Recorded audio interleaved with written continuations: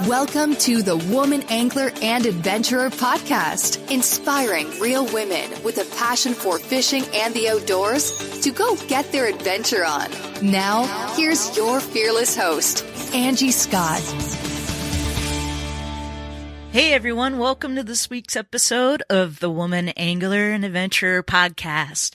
So a little good news / bad news. I had a really exciting guest all lined up for this week, and some of you may know her. Her name is Kayla Jochumsen. She's married to Bassmaster elite angler Carl Jochumsen, who hails from Australia. And it just so happened that Kayla is cousins with Brandon Polinick as well. So she and Carl were traveling back from her home state of Idaho back to their new digs closer to my neck of the woods, which is the beautiful Smoky Mountains in East Tennessee. And we didn't quite think about the fact that they were going to be traveling through some pretty remote areas where cell service was going to be spotty. So instead of attempting to have a conversation with the likelihood of it cutting in and out, we decided to reschedule. So the good news is we're still going to have her on the show. You're just going to have to wait a week to hear it. So all that being said, I thought I'd take this opportunity to do a rare solo episode. It's a good time to get you caught up on all the crazy things I've got going on in my life, and also have a little bit of fun and talk about some scary boating stories. So first off, if you're a regular listener of this show, you've probably picked up on the fact, or if you follow me on Facebook, which, by the way, if you don't, if you send me a friend request on Facebook, typically my requirements are you have to have some sort of fishing picture as your profile and, a certain number of mutual friends. But usually if I see that, I'm like, oh yeah, you're cool. You're into fishing. We're good. So anyways, so like I said, if you're a regular listener of the show, you probably picked up on the fact that I started a job working for Freedom Boat Club Nashville this year, which has just been absolutely amazing. So much fun. I've been doing all the new member trainings. I also have another captain that helps me, Captain Kevin. He's awesome. I had met him in the Coast Guard Auxiliary a few years back. But between him and I, we've been taking care of making sure that all our new members get trained. I actually set up an online course that they go through that takes about 2 hours, and then we go out on the water and do a on the water orientation, get them familiar with the local lakes, anchoring, we do take them through some boating drills like the pivot turn and stuff like that. So it's been so much fun. And I also started doing sales. So, looking for new members to join the club. We're really fortunate in that we are growing. We're looking to add a couple more locations next year. So sounds like I'm going to be very, very busy with Freedom Boat Club, but it's definitely feels like it's really aligned with my passion and purpose in life. So, on the flip side of that, I am still going to continue the podcast. They very much know that I have this podcast and that it's important to me to be able to continue doing it. So, definitely committed to releasing one episode a week, which is what I've been doing for a while now since I've been working with Freedom. And probably won't be able to do a whole lot with like getting back and doing the newsletter and stuff like that since we're so busy. But definitely no worries at all about the show going away. So rest assured, I will keep putting out new episodes every week. All right, so other stuff I've got going on. So one of the cool things about being with Freedom, and one of my big goals has been to be able to go down to Florida in the winter months. I had such an amazing time on that Redfish Roadie road trip I did with Jen Ripple and Heather Hodson, and traveling all around Florida. Met so many amazing people. I went back down there like a few weeks later because I had an opportunity to go back down, and that's where I met Captain Debbie Hansen and Captain Stacy Horak and Jacinda Rose, who's an awesome member of our Woman Angler and Adventurer Facebook group. So I'm really excited about the opportunity to be able to go back down there at least for a couple months out of the winter, since that's kind of our off season here in Nashville for Freedom Boat Club. I'll still be able to do membership sales remotely while I'm in Florida. So we're looking to get a travel trailer and just go down there. And so some few pieces still need to fall into place, but we're working really hard on making sure that happens. So that should give me opportunity to meet some other really amazing, awesome woman angler and adventurers while I'm down there. So I'm really looking forward to that and what I think it's going to bring to the show. So that's kind of something that's in the works right now. The other big thing is I went ahead, we've done a few episodes about the Lady Bass Anglers Association, which is the Women's Pro Tour. They're in their 10th season right now this year. So next year will be their 11th season. Of course, this year's been a little crazy with everything going on. And we were supposed to have a tournament in September and in Louisiana, and it got canceled due to the hurricane. So we've had cancellations due to COVID and now the hurricane. But I went ahead and took the plunge and joined the tour.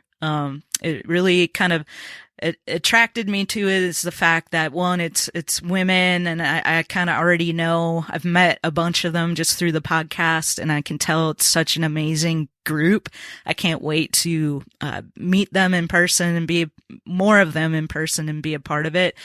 But also, I love the fact that, like, their schedule, you know, they only do like 4 big events a year. And so that works really well for me now, especially working for Freedom Boat Club.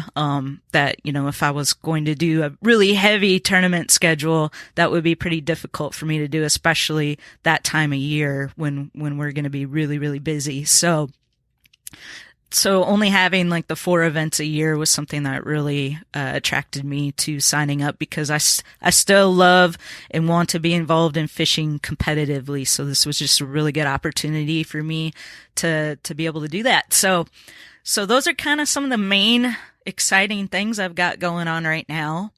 And one of the other things I wanted to do with this episode, so hopefully you're a member of our Facebook group, The Woman Angler and Adventurer. So we have the page, and that's just kind of a page that I have to be able to post when new episodes come out, and I can run ads and try to get more exposure to people discovering the show. But then we have the Facebook group, and that's just really a community for us to interact, and you guys post some amazing stuff. So last week I made a post, and the reason why this even came into my head is because we were out boating one night last week at night. I don't typically like to go out at night, but sometimes we wanted to go to this restaurant, which was all the way across the lake. By the time we got there and ordered our food, we took it to go and ate it on the boat. But as we were heading back across to the other side, it was getting pretty dark, and it was actually like really pitch dark. I don't remember ever being out on the lake when it was been that dark. But anyway, we were on our way back, and there was this boat that was kind of coming towards us, but I didn't know that at the time because their red and green nav lights were not visible for whatever reason. I don't know if he didn't have them on, or the way that his boat, the bow of his boat was riding in the water was up really high that maybe I could not see them, but all I could see was the white light. And so it being so pitch dark out, all I could tell is that we were getting closer and closer to this white light. So I'm thinking we're behind this boat, according to the light situation. So thankfully I slowed way, way, way down because I could tell we were getting closer and closer and closer. And the next thing I know, this boat comes whizzing right in front of us. And, if I had not slowed down, there's no doubt we would have collided, and that would have been a terrible, obviously, situation for everyone involved. So that was probably one of the craziest situations I've ever had out on the water. And, so anyway, me being a training captain, and we've had these recent episodes with Gail from the CETO Foundation talking about boating safety and stuff. It's just been kind of a topic that was just really top of mind. So the other day in the group, I decided to post the question, what's the scariest situation you've ever been in while out on the water? And we got a lot of responses. There's 122 comments. Of course, some of that's people conversing back and forth about these crazy situations. But I thought it would be fun on this episode to just kind of share a few of those crazy stories with you. And if you didn't get a chance to chime in, just head on over to the group. It's facebook.com/groups/The Woman Angler. You do have to request to join because it is a closed group, but I'm pretty quick at getting you added. So if you want to chime in, head on over there. But we'll keep the conversation going a little bit on that topic. So one of the stories that was shared was a lady named Kim. She said she was fishing in a cove and the wind kicked up. When I got back to the main lake, wind was 30 plus miles an hour, 2-foot plus waves. And now she's in a kayak, so she's paddling, and she was paddling as fast and hard as she could, but the wind was so strong she was actually going backwards. So she made the smart decision to not risk trying, and she just let the waves push her back into the cove, and she beached on shore and had to wait a few hours until it finally died down. And then once it died down, she just pretty much just followed close to shore. It was a longer trip, but obviously with those kind of conditions, a lot safer. So that kind of reminded me of when I was younger. My best friend growing up, Tiff, and I we had gone on a family vacation up to a resort in Minnesota. It was actually Woman Lake. I know some of you have fished there before, especially those of you who are part of the Woman Anglers of Minnesota group. But anyway, yeah, so we're on Woman Lake. We had a cabin.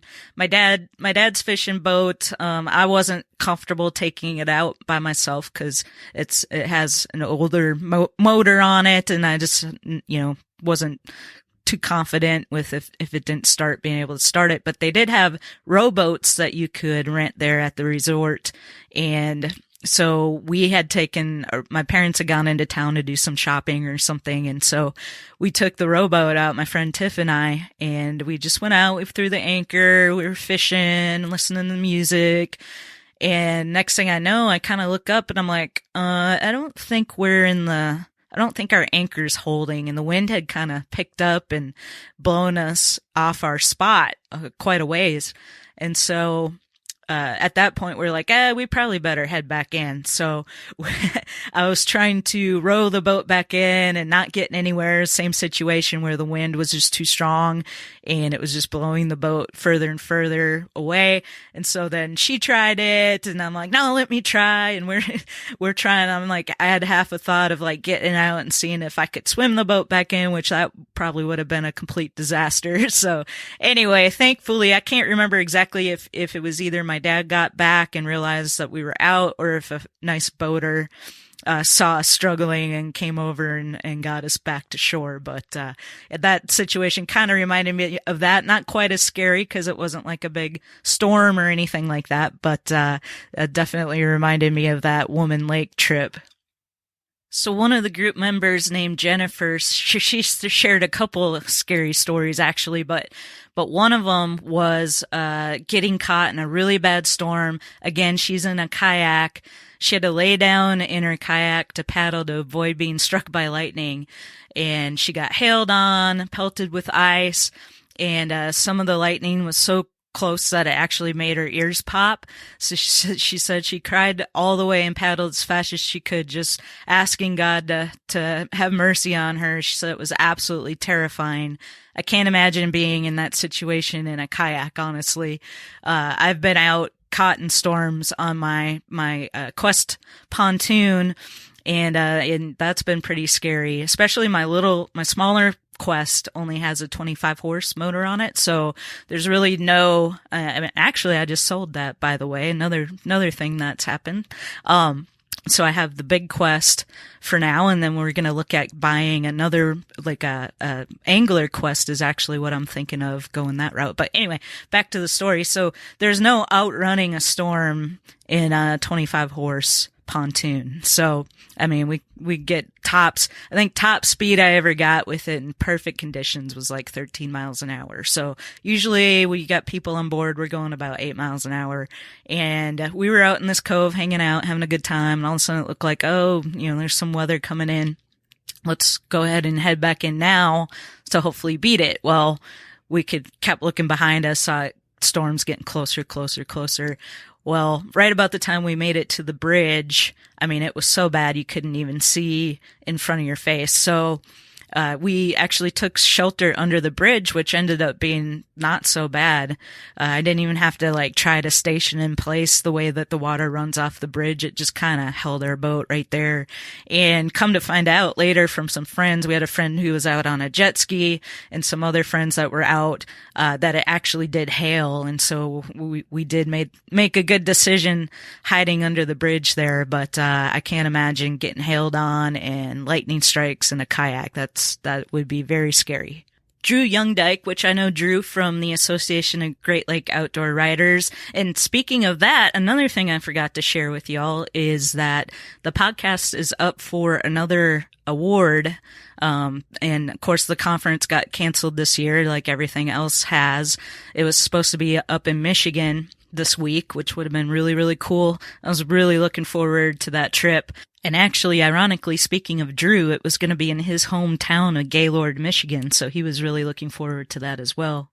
But we're up for an award. So they're doing the awards online on their Facebook page, Wednesday evening. And I had been doing charters as well, and that's one thing I decided to give up with working with Freedom Boat Club. I just want to make sure that my time is available to them as much as possible.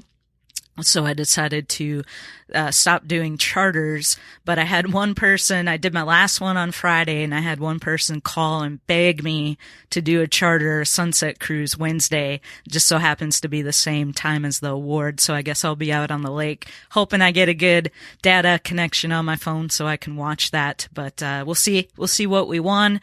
Excited about that. But anyway, back to Drew's story. So Drew shared that as a kid, 11 years old, caught in Lake Superior undertow, swimming on a camping trip and couldn't swim back. My older cousin swam up to get me and pull me back in. Wow. Yeah, that would be really, really scary. And that reminded me of a situation when I was little, like, I think I was only 3. And so some of these details, when you're that little, you might not remember all of them. But from what I remember of this, we were up at a resort up on a lake. I don't remember which lake, but my dad used to go when we were little with a bunch of his work friends. And all I remember about that lake is that there was like seaweed everywhere. But anyway, so my brother, who's 6 years older than me, and like I said, I think I was about 3 or so when this happened, but he had one of those inflatable rafts with a paddle. And for whatever reason, I decided I wanted to go out with him on that raft. And so, of course, back then, the life jacket thing, like, I don't know, we were just stupid back then. I don't know how we all survived. But anyway, I did not have a life jacket on, and I got in this raft with my brother, and as we started pulling away from the dock, I decided I didn't want to be in a raft with my brother anymore. And so I got out. Well, I just started sinking, and my mom can't swim, but thankfully one of my dad's coworkers was there and saw it and just ran into the lake, jumped in with clothes on and everything, and ended up pulling me out. And so the one thing I really remember about that is that he had concert tickets to go see the Oak Ridge Boys in his wallet that got all wet. And then it turns out years later, I ended up becoming like this huge Oak Ridge Boys fan. And actually, that's why I moved to Nashville, was because I was watching the Nashville Network, and their manager was on being interviewed and mentioned that he had a music business program at Oklahoma City University. And I was like, there's such thing as music business programs? Well, that's what I want to do. So I started researching it, and I found MTSU in Murfreesboro, which is south of Nashville. That's where I ended up going, got my degree. The rest is history, but just kind of funny how things circle back around, because the Oak Ridge Boys, actually, I pitched them a song, not one that I wrote, but one of my friends, Jimbo Hinson, I saw him at the Bluebird one night. He was singing the song a cappella called Colors. And I was like, wow, that's such a great song. That would be perfect for the Oak Ridge Boys. And so I recorded him singing that song on the radio. He was being interviewed on a radio station here to promote this songwriting festival. And I recorded him singing it, and I put it on a CD, and I got it to Dwayne Allen, the lead singer of the Oak Ridge Boys. And they ended up loving it so much that they made it the title track, the first single off their Colors album. And they also ended up winning a Grammy for that song. So that was really cool. I got to see him perform it live for the very first time in Branson, Missouri. They were doing a TV special for Feed the Children. And so they were doing a taping, and I got to go to that. And the first time I heard him sing it, Dwayne Allen actually had me stand up in the audience and take a bow, because he told everyone that I was the reason why they recorded that song. And that was so cool. And speaking of Branson, one other thing I forgot to mention is, so I am fishing an event with the LBAA this year. It's going to be their last event because the Cane River in Louisiana got canceled. We're fishing Lake Truman in Missouri. So I kind of got to go through Springfield. I'll be close to Branson, but I'm going to go through Springfield, I think. And either way, I'm going to make a point to make sure I go to the Bass Pro headquarters. I actually just interviewed a lady that works there. I wrote a ice fishing article for Trailer Life magazine that's going to come out in their December issue. So in conjunction with that, I decided to do a series of podcast interviews with the ladies that I featured in the article. So that will be coming out a little later. But one of the ladies I spoke with actually works for Bass Pro corporate there. So hopefully I'll get the opportunity to meet her on that trip. And speaking of trips, one other thing I can't believe I forgot to mention, I have my first trip since the Bassmaster Classic back in March. I can't believe, for as much as I've been traveling, the fact that I haven't been able to travel due to the COVID and everything that's been going on. I'm so excited to finally get the opportunity to travel. I'm going on a trip with two of some of my favorite people in the whole wide world, Jen Ripple and Cheryl Smith, who I was actually rooming with at the Bassmaster Classic. So kind of ironic there. But we're going up to Ohio. We're fishing for walleye, which is my favorite fish to target. And we're going to be at this beautiful, beautiful resort in Port Clinton, Ohio called Bay's Edge Resort. I'll put a link to that in the show notes for this episode, which you can find at thewomanangler.com/149. Check that out. Really, really excited. I can't tell you how excited I am about this trip. So we'll definitely have some podcast interviews coming out, or podcast episodes, I should say, centered around this trip in Port Clinton. Cannot wait. Hope we get into some good walleye action while we're there. So, yeah, I guess we have a lot going on that, I didn't even think about at the start of this episode. So this might just be one of those meant to be things. All right, so before we sign off for this week, I'm going to share one more story. This was actually posted by my ex-sister-in-law, Amy Roostad. When she was married to my brother, we had gone up to Lake Vermilion, and that was that's probably my favorite memory was those trips going up to Lake Vermilion. So we try to do it every year. So one particular year, her and my brother came up, and I think they had just gotten there, and it was in the afternoon. It was starting to look dark, and we decided, let's go out and fish just a little bit. Let's get a little bit of fishing in before storms roll in. So it was actually just her, my brother, and I that took the boat out, and we're just sitting there chilling, fishing, and all of a sudden I noticed my graphite rod was starting to crackle. And then I looked over at Amy, and she had long hair. Her literally hairs on her head were standing straight up in the air. It was like the craziest thing I've ever seen. So at that point, we made the wise decision to pack it up and head back in. But yeah, that was definitely a crazy sight. So, well, anyway, I hope you enjoyed this episode. I got one more thing to share with you all. And just remember, visit the show notes at thewomanangler.com/149. And I'm going to put info about what I'm about to tell you there as well. So if you're interested, just go check that out, and you can see all the resources from this episode. But what I want to share with you is you have an opportunity, really easy opportunity, to win $3,000 in audio equipment from Kicker Audio. And Gail from the Cito Foundation told me about this. So all you got to do is go to boatingsafety.com/soberskipperpledge. Like I said, I'll put a link to that in the show notes for this episode. And on that website there, you'll see instructions on how to get entered to win the $3,000 in audio equipment from Kicker. Really easy. All you got to do is sign up, take the Sober Skipper Pledge, then click on the Facebook link to share it on Facebook. And then all you got to do in that post is just use a couple of hashtags, hashtag sober skipper and hashtag living loud, and you'll automatically be entered to win that prize pack. So hope you take advantage of that. Hope you win. And I can't wait to share my conversation with Kayla Jacobson with you next week. Thanks, everybody.